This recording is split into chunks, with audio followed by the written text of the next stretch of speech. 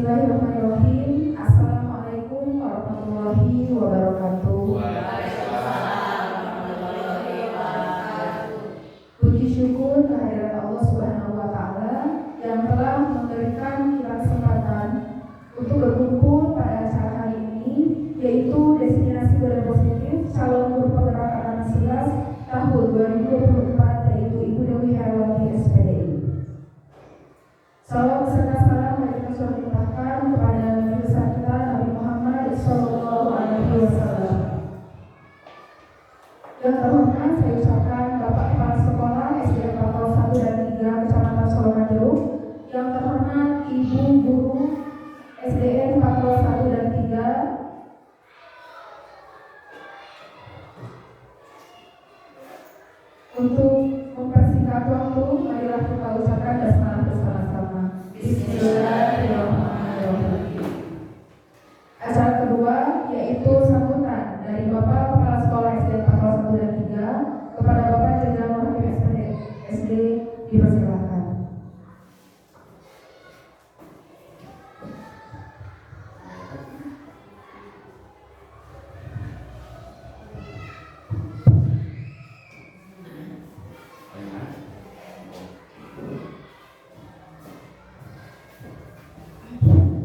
Bismillahirrahmanirrahim. Assalamualaikum warahmatullahi wabarakatuh. Waalaikumsalam warahmatullahi wabarakatuh.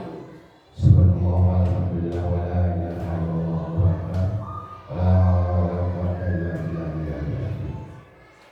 Alhamdulillah, hari ini kebetulan di Patrol 1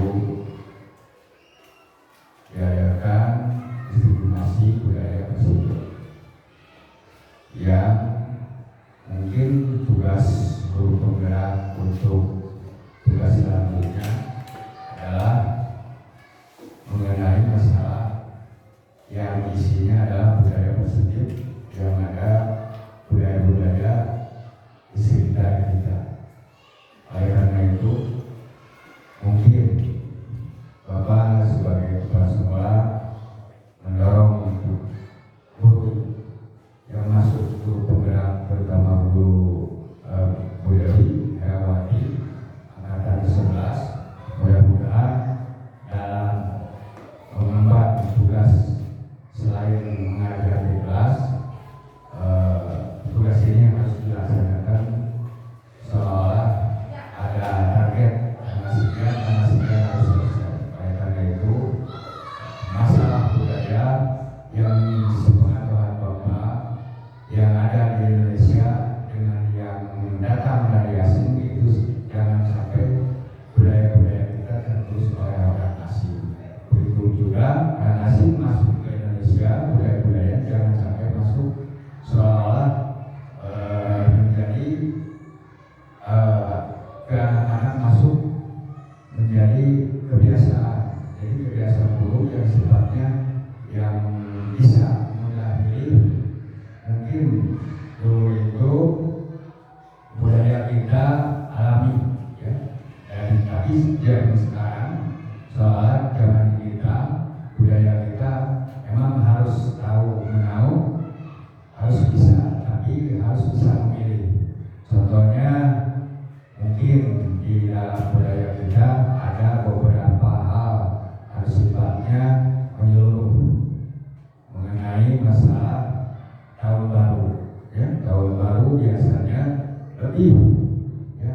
lebih diutamakan daripada tahun baru Islam. Itu saja mungkin pembelajaran untuk kita, jangan sampai tahun baru Islam kita tidak dirayakan, tapi tahun baru Masehi seolah diutamakan. Mungkin budaya-budaya yang sifatnya begitu kita harus bisa mengganti. Seterusnya permainan-permainan anak yang dulunya muncul sekarang tenggelam, mungkin tergerus oleh budaya luar masuk ke Indonesia. Oleh karena itu kita di sekolah-sekolah mungkin harus memudayakan seolah menggali potensi yang ada di lingkungan kita sekolah, mana yang sifatnya mainan anak,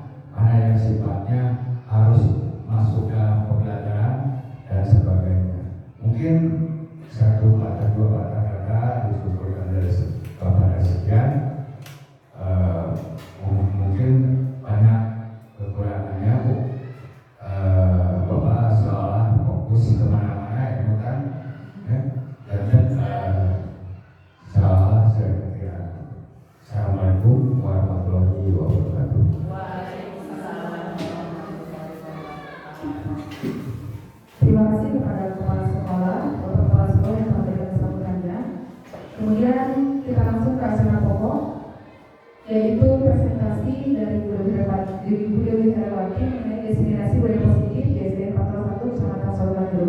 Waktu dan tempat dipersilakan. Terima kasih Ibu. Santai nih Ibu-Ibu. Ya. Bismillahirrahmanirrahim. Assalamualaikum warahmatullahi wabarakatuh. Waalaikumsalam warahmatullahi wabarakatuh. Alhamdulillahirabbil alamin wa bihi nasta'inu ala umuri dunya wa din wa ala alihi wa sahbihi ajmain amma ba'du. Terima kasih kepada Bapak Kepala Sekolah SDN Kampung 01. Terima kasih kepada Ibu Bapak Guru SDN Kampung 0103. Saya mengaturkan terima kasih banyak-banyak terima kasih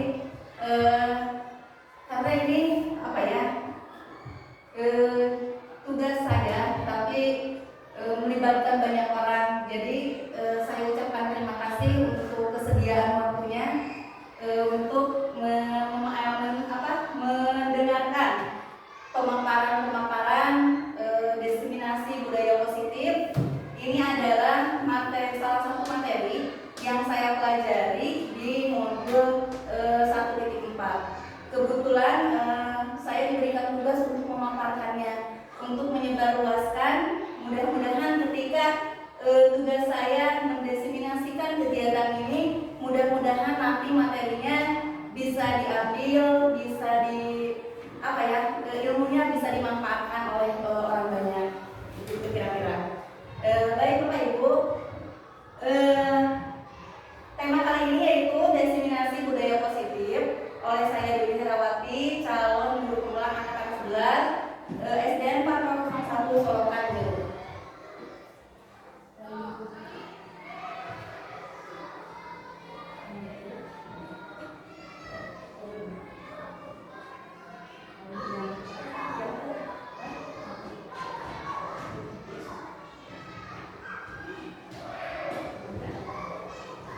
Sebelum masuk ke apa itu budaya positif, saya ada pertanyaan tematik sebelum masuk ke materi. Ibu-ibu, apakah pemberian hukuman itu dapat mendisiplinkan anak? Tuh, yang dapat, yang tidak dapat. Kemudian pertanyaan kedua, pemberian hadiah dapat meningkatkan prestasi siswa, betul atau salah? Betul.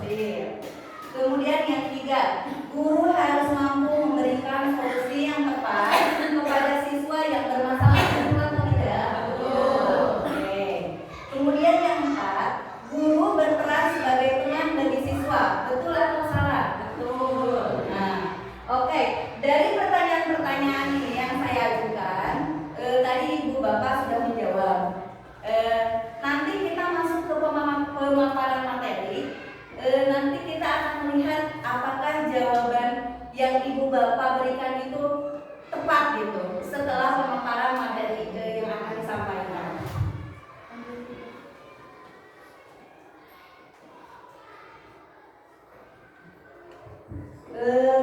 Budaya positif. Apa itu budaya positif, Ibu Bapak?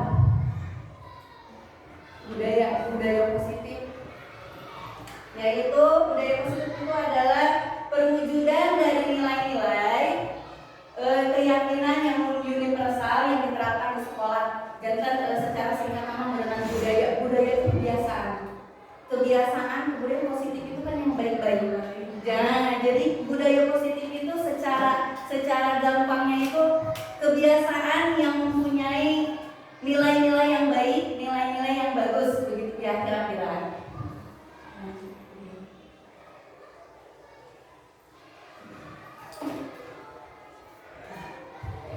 Di dalam budaya positif, untuk menciptakan budaya yang baik, untuk menciptakan budaya positif, ternyata Ibu, kita di sini ada konsep-konsepnya, ada inti-intinya untuk menciptakan budaya positif. Jadi apa saja supaya budaya positif itu terwujud di sekolah kita?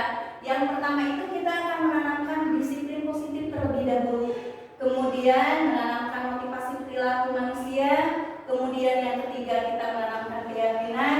4 posisi kontrol seorang guru. Kemudian 5 kebutuhan dasar manusia. Yang keenam yaitu segitiga restitusi.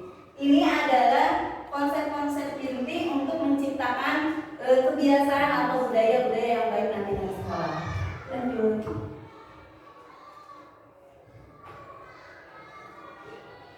Sekarang kita bermain dulu ya Bapak Ibu. Yang berteman, teman ada yang A yang B. Silakan teman-teman, boleh yang A boleh yang B gitu. Untuk yang A, coba kalau ngobrol bahasa A bahasa B. Beneran gitu. Oke, untuk teman yang A, bayangkan di dalam telapak tangan Anda itu menyimpan sesuatu yang sangat berharga. Kegepan, simpagan, tanamkan keyakinan bahwa itu adalah sesuatu yang tidak bisa dilepaskan di kegepan warna indah yang ada di dalam tangan.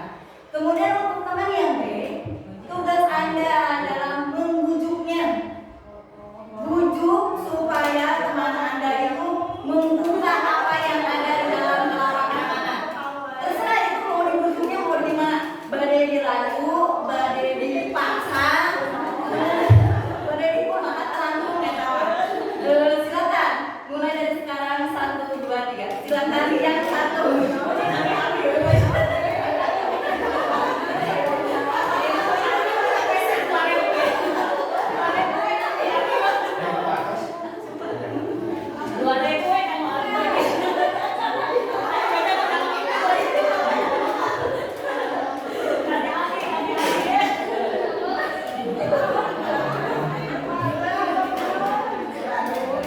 Oke, sudah itu Bapak?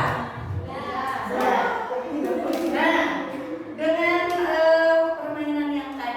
dengan permainan yang tadi, untuk yang A, apakah tangan Anda itu yang Anda genggam sangat berharga itu sama teman Anda dibujuk itu mau tidak dibuka? Tidak. Tidak ya dalam itu sangat berharga. Terus pertanyaannya, mungkinkah jika dibujuk sesuatu atau itu mungkinkah Anda akan membukanya? Bisa jadi.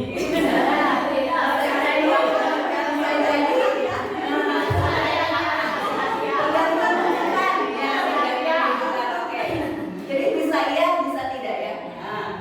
Jadi Ibu Bapak, kita kaitkan dengan keyakinan anak. Jadi apa yang kita peragakan tadi itu merupakan salah satu keyakinan anak juga. Jadi setiap orang itu ada keyakinan pada dirinya masing-masing. Jadi ketika kita mempunyai keyakinan, itu keluar dari diri kita sendiri. Jadi bukan dipaksa, bukan karena hukuman, bukan karena iming-iming, tetapi memang itu karena keinginan dari diri, keinginan dari kita sendiri, keinginan dari murid sendiri. Nah itulah nantinya yang akan dihubungkan dengan disiplin positif. Karena disiplin positif itu sebenarnya lalu mengadakan kata disiplin pasti lebih negatif itunya. Jadi di dalam kata kayak nanti hukuman, terus suruhan, itu kata-kata disiplin gitu anu terlintas. Padahal disiplin itu harusnya keluar dari diri anak, dari anak sendiri, tanpa ada iming-iming, tanpa ada serasa sieun gitu dari gurunya. Begitu kira-kira ya, kesadaran diri sendiri, betul Ibu.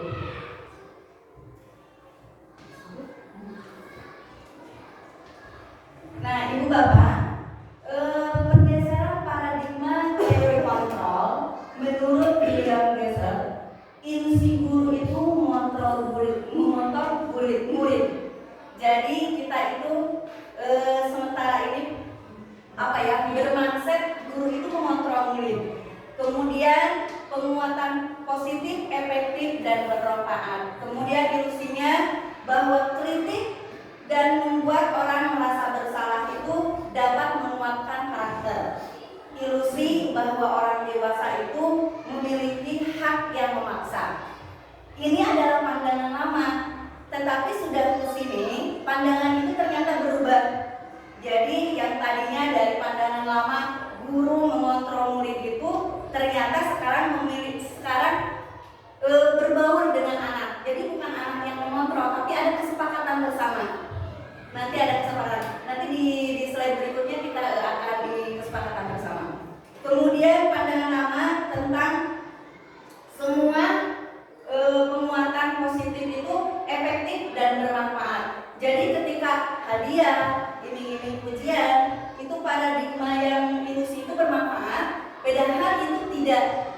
Nanti di slide berikutnya kita belajar lagi. Lanjut Bu Bel. Nah, masuk ke satu yaitu disiplin positif.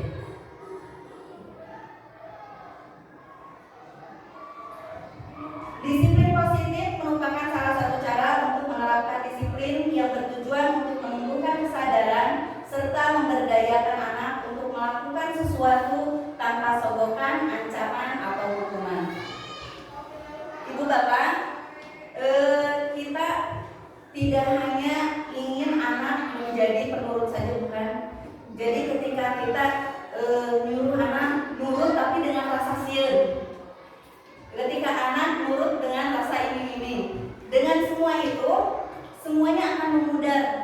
Tetapi ketika rasa disiplin itu muncul dari kesadaran sendiri, maka itu akan terus membekas pada dirinya. Begitu kira-kira. Contohnya lamun misalkan anak disiplinnya mulai berangkat sekolah, lamun karena hukuman cek mamah teh. Sekolah mamah disbrod. Nah, berarti itu kan mesti rasa takut untuk berangkat ke sekolah. Jadi si anak bicara ya rasa disiplin sendiri. Nah, itu contoh untuk dihukum.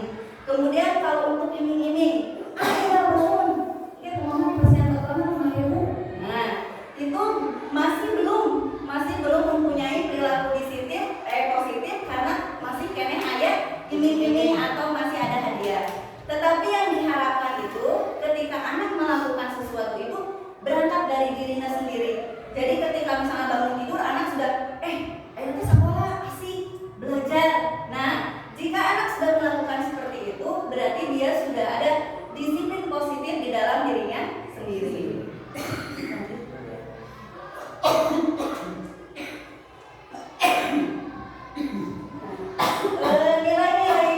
Nilai-nilai disiplin positif itu Ibu Bapak ternyata sudah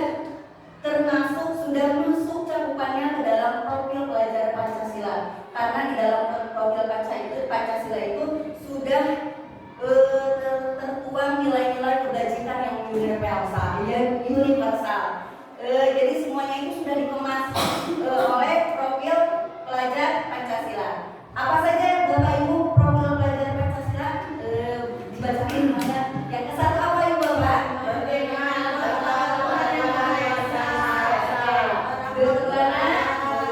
Beranak mulia. Ketiganya?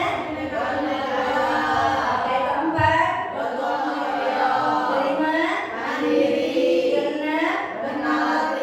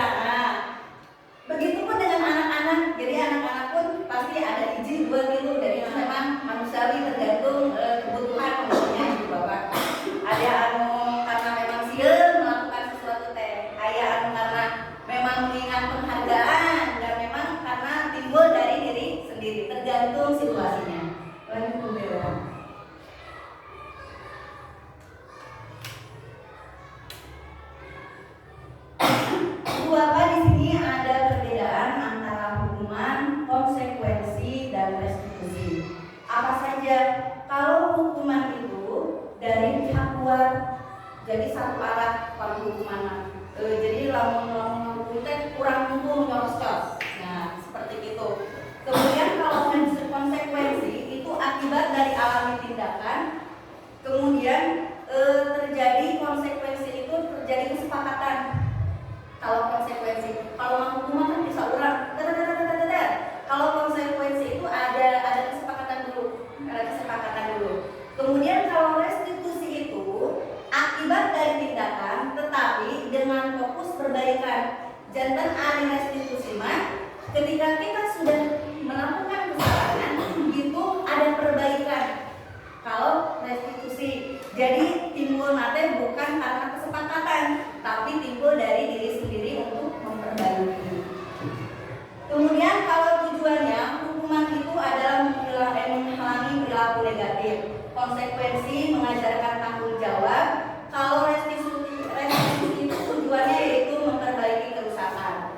Kalau sifatnya dilihat dari segi sifat, hukuman itu bersifat negatif, bersifat hukuman. Kemudian konsekuensi bisa positif atau negatif, tergantung situasinya. Kalau restitusi itu bersifat positif karena ingin memperbaiki keadaan. Fokusnya pada pelanggaran, kalau konsekuensi pada akibat dari tindakan, kemudian fokus pada perbaikan dan tanggung jawab.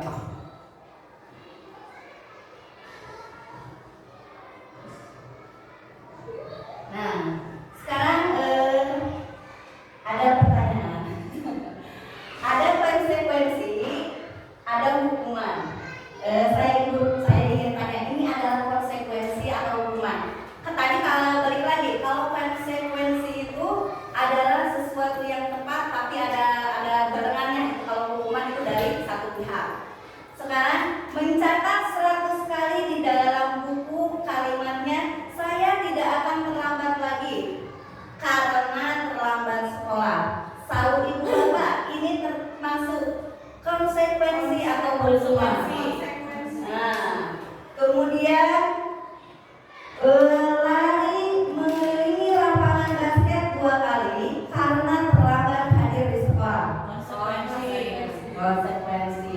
Kemudian membersihkan coretan yang dibuat di meja tulis. Konsekuensi karena mencoret-coretnya. Kemudian murid diminta untuk push up 15 kali karena tidak menggunakan masker. Nah, hukuman dan tidak ada hubungannya ya. Iya, betul. Kemudian berdiri di depan kelas sambil mengangkat satu kaki karena tidak bisa menjawab pertanyaan. Saya sudah bisa membedakan. Membersihkan WC karena merusak pensil teman. Kemudian lari ke lapangan karena terlambat 10 menit saat pelajaran PJOK. Jadi ketika hukuman itu babari nama tidak tepat untuk memberikannya. Tapi kalau konsekuensi itu tepat gitu, tepat sasaran ketika kita memberikan bukan hukuman atau konsekuensi gitu. Jadi sesuai. Balik dulu. Nah, ibu bapak, ini saya ketika membaca ini lancung ini namanya dihukum oleh penghargaan. Dihukum oleh penghargaan gitu. Kemudian setelah dipelajari, setelah ditelaah, apalagi ketika menemukan pendapat atau yang dikemukakan oleh Alfikon, beliau mengemukakan baik penghargaan maupun hukuman adalah cara-cara mengontrol perilaku seseorang yang menghancurkan potensi untuk pembelajaran yang sesungguhnya. Secara ideal, tindakan belajar itu sendiri adalah penghargaan sesungguhnya. Jadi ibu bapak, sebenarnya bukan hadiah, bukan hukuman, penghargaan teh. Tetapi ketika kita sudah bisa saja, itu sudah penghargaan. Komodai untuk kita adalah penghargaan terbaik. Jadi ketika orang misalnya tadina acan bisa nyetak naon gitu, anak yang bisa nulis naon, meskipun anak tidak diberi pensil 1, tidak dicarekan, tetapi dia sudah bisa menggoretkan saja, itu merupakan penghargaan. Dia sudah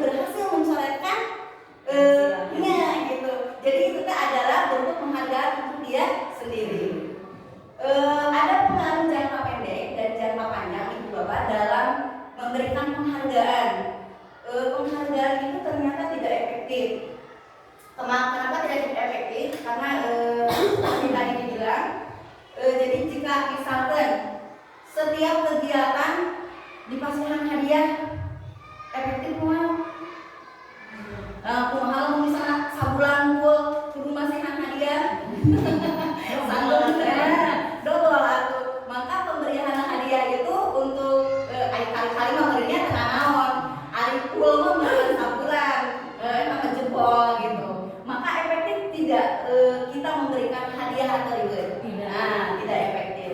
Kemudian penghargaan merusak hubungan. Penghargaan merusak hubungan. Contohnya kumaha ibu?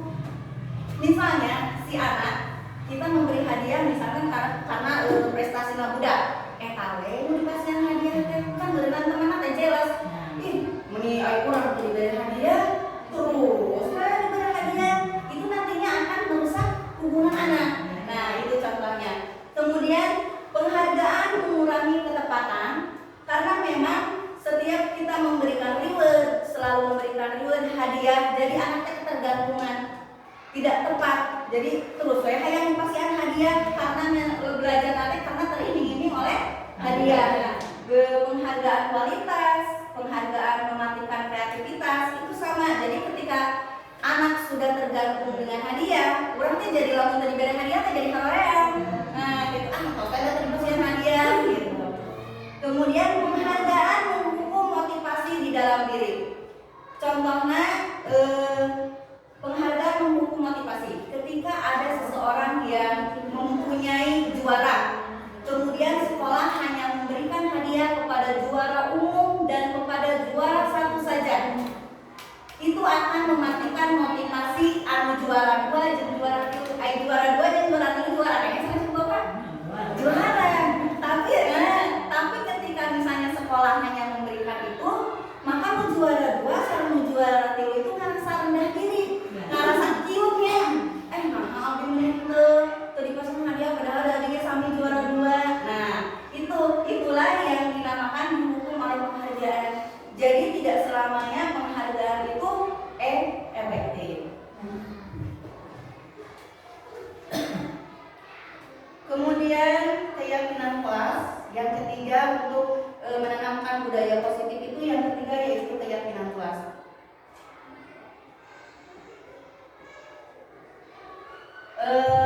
Ibu bapak sudah membuat keyakinan kelas? Pasti ya sudah di setiap kelas sudah membuat keyakinan kelas. Mengapa ibu bapak kita harus membuat keyakinan kelas? Supaya naon? Supaya tertib kelas. Nah, supaya tertib. Supaya naon deui?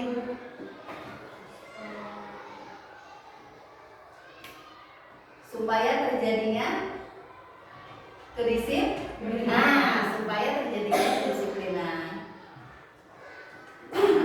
Ibu bapak,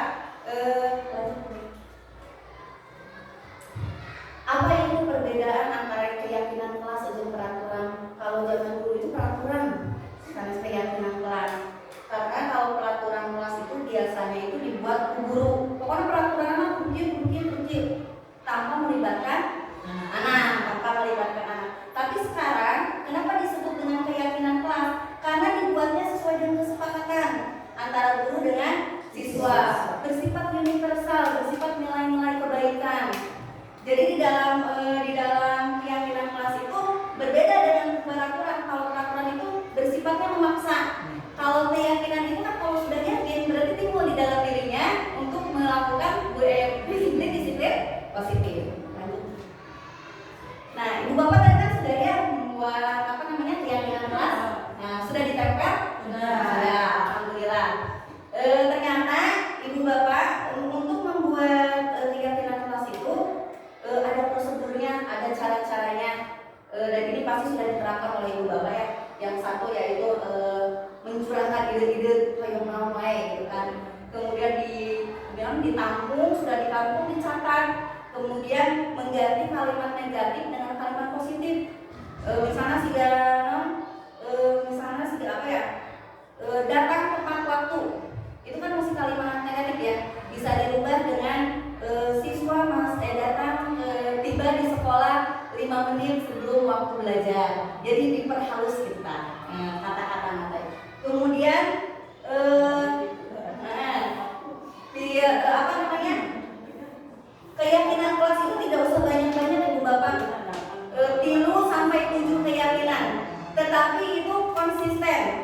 Jadi harus benar-benar dilaksanakan. Kemudian setelah kita sudah menuangkan, menulis, menyusun keyakinannya 3 sampai 7 keyakinan, maka ini disepakati. Karena sudah disepakati, maka tuangkanlah tanda tangan. Buku mahal tanda tangan udah 50. Aku mengenal retet, kita keyakinan tidak apa-apa. Jadi di sisi-sisi lah, jadi kenapa dibingkai? Karena itu sudah merupakan suatu keyakinan bersama, maka harus dituangkan muncul pengesahan, disahkan bahwa keyakinan itu harus dilaksanakan oleh semuanya.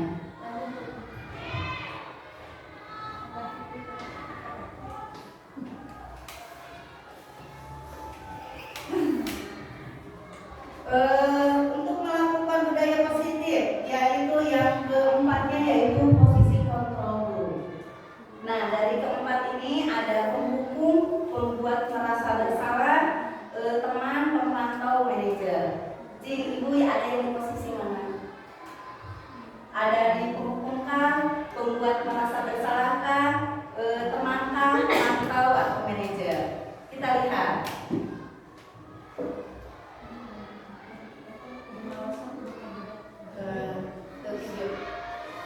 Kita lihat videonya nih Bu Bapak.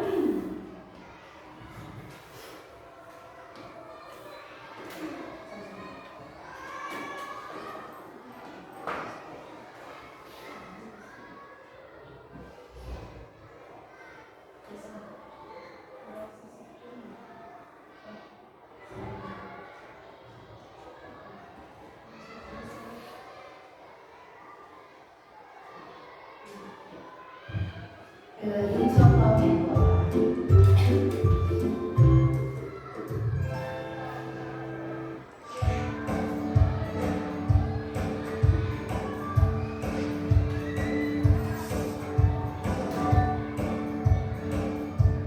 Halo, Bapak Ibu Guru calon guru penggerak. Video ini akan menampilkan 5 adegan interaksi guru dan murid. Silakan menonton dan merefleksikannya.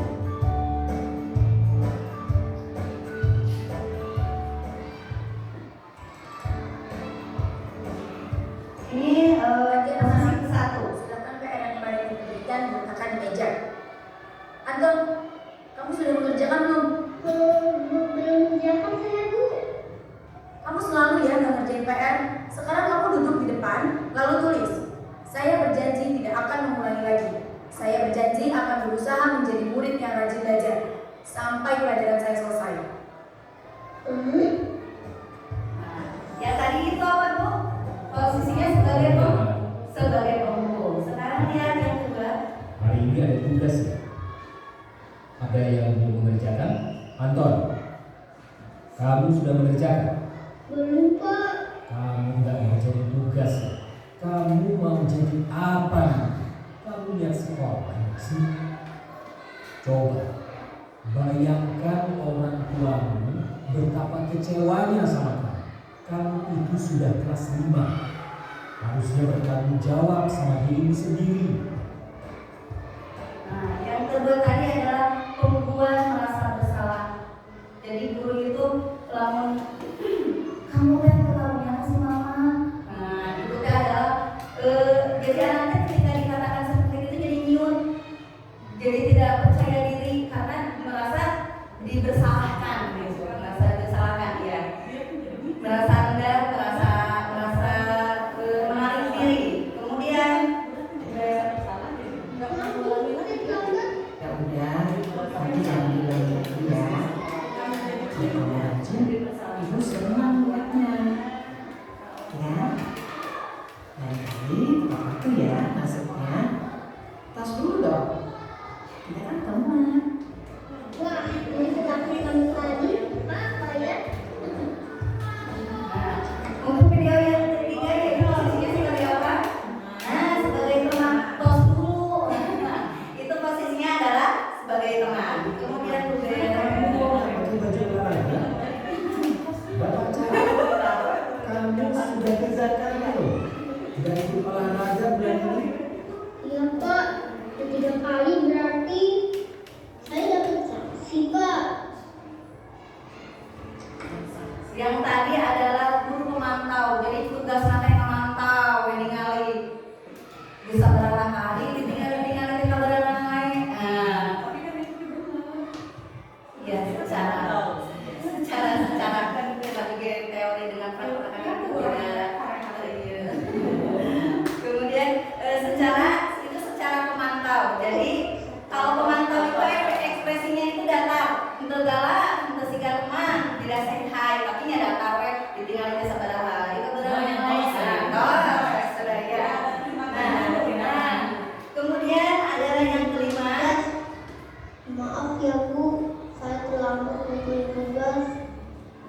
Kenapa kamu terlambat mengumpulkan tugas?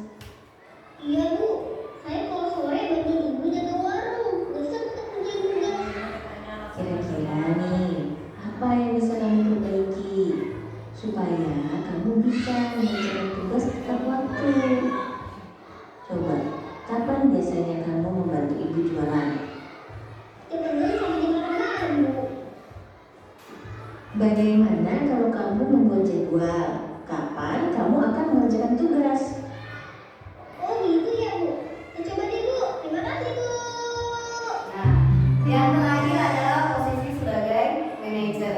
Manajer itu tugasnya itu sebelum waktu itu menanya dulu terlebih dahulu alasannya kenapa, kemudian menawarkan solusi.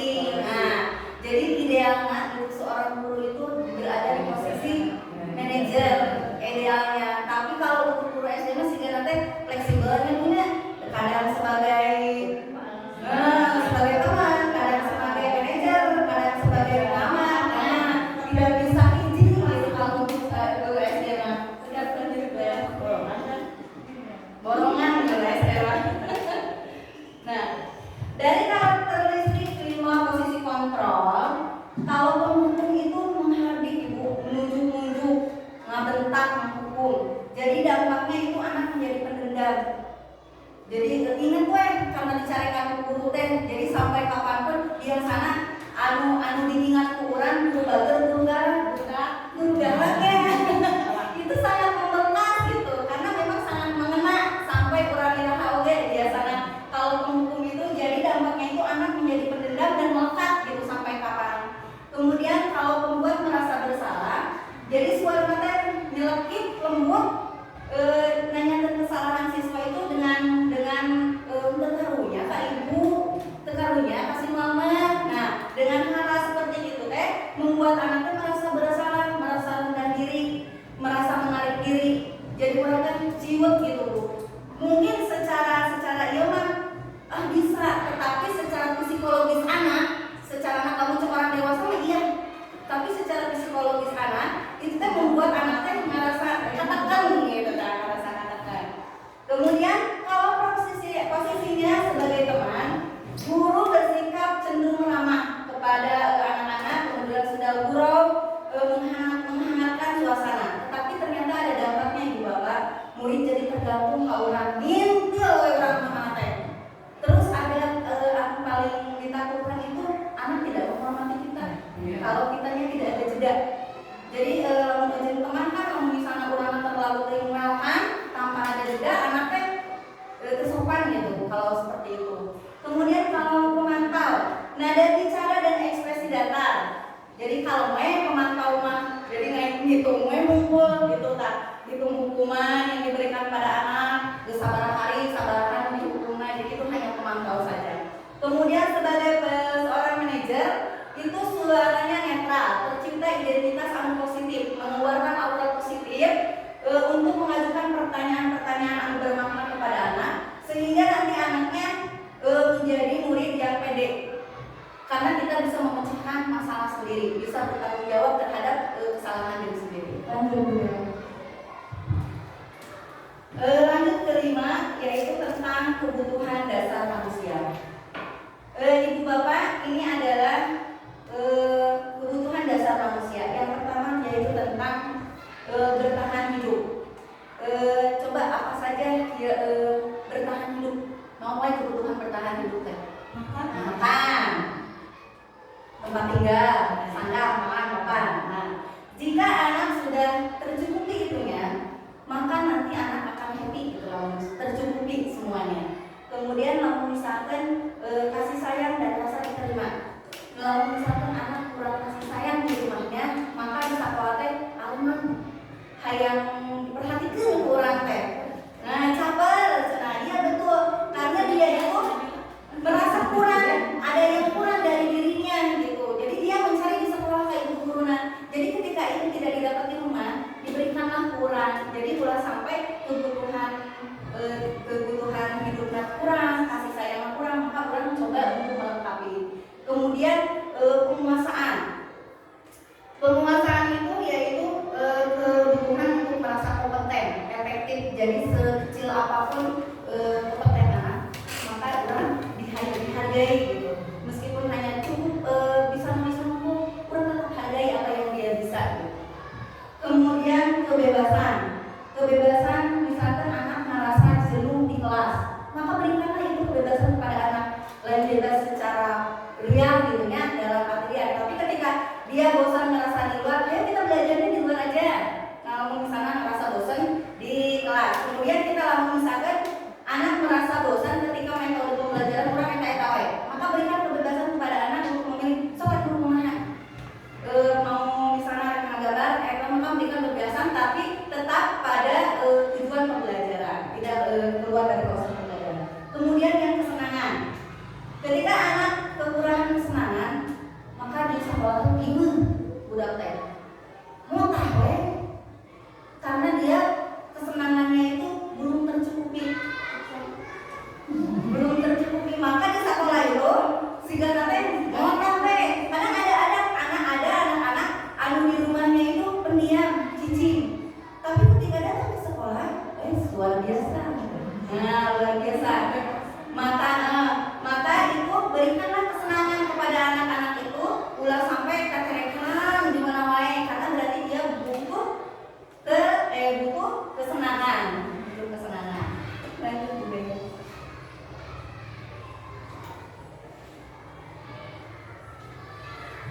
Baik Ibu Bapak, sekarang ada pertanyaan lagi. Capek banget nih hari ini, aku mau tidur siang. Ini kira-kira anak butuh apa ya? Berarti membutuhkan apa tadi? Kebutuhan hidup. Kemudian yang kedua, Bu, peluk aku dong, aku lagi sedih. Psikologi. Nah, berarti membutuhkan apa itu anak teh? Kasih sayang, ingin diterima.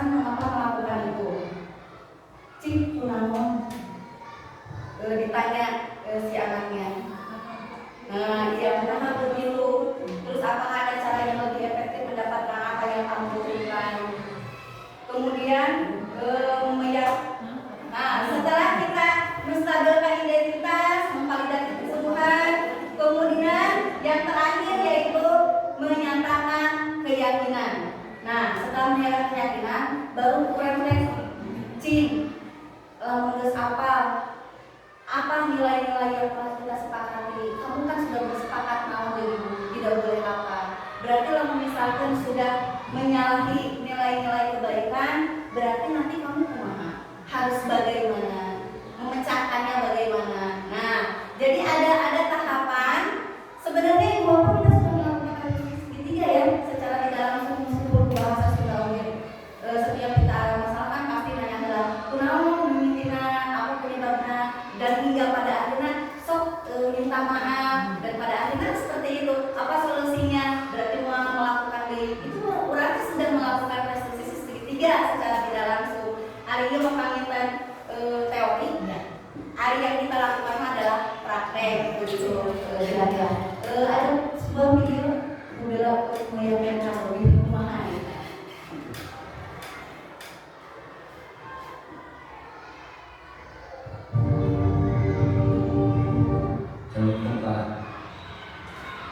Waalaikumsalam. Silakan Anda.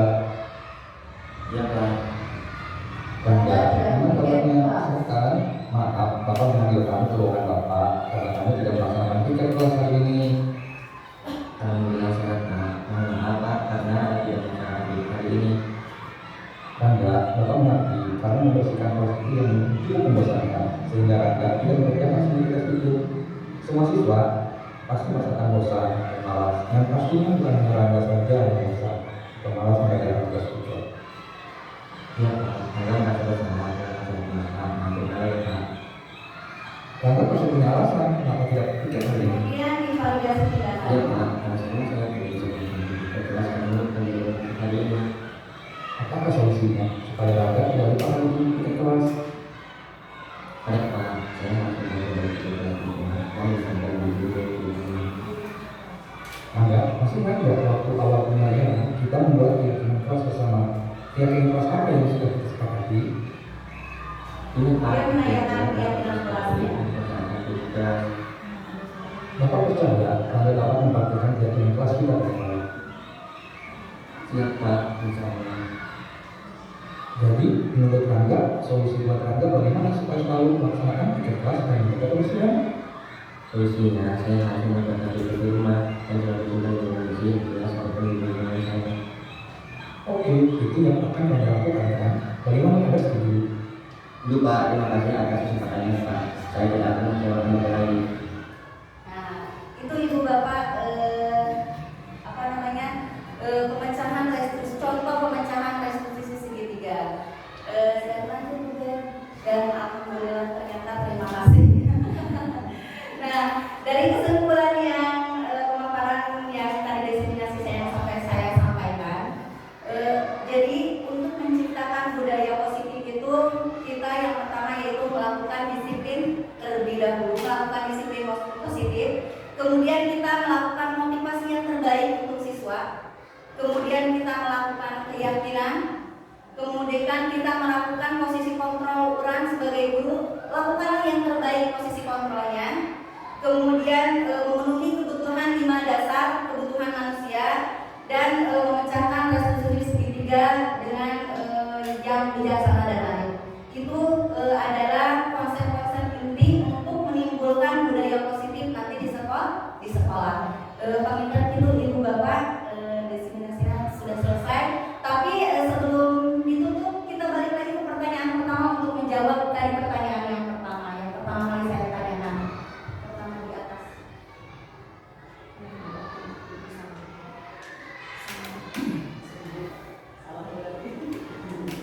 Nah, oke Ibu Bapak, sekarang setelah dari pemaparan, saya tanyakan lagi ya Ibu Bapak. Pemberian hadiah dapat berdisiplin siswa Ibu Bapak? Tidak selalu. Nah, sekarang berdua ya Ibu Bapak.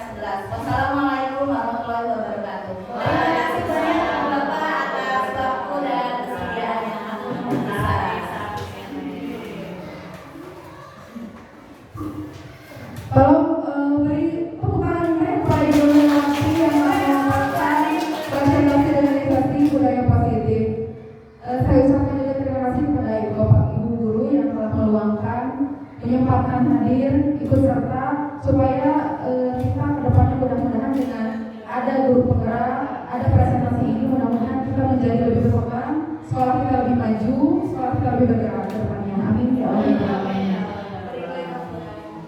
Beri dong Tuhan. Oh gitu. Luar biasa. Dari kita. Oke. Ibu bapak saya nih beri aku bisa ibu bapak. Oke. Wow, beri aku. Wow. Beri aku. Beri aku. Oh. Beri aku. Wow. Terima kasih ibu bapak. Terima kasih. Alhamdulillah untuk menutup acara ini sebagai sempurna, kita ucapkan pada bersama-sama. Alhamdulillah. Saya ucapkan sekian. Terima kasih sekali lagi untuk kesempatannya, waktunya. Wassalamualaikum warahmatullahi wabarakatuh.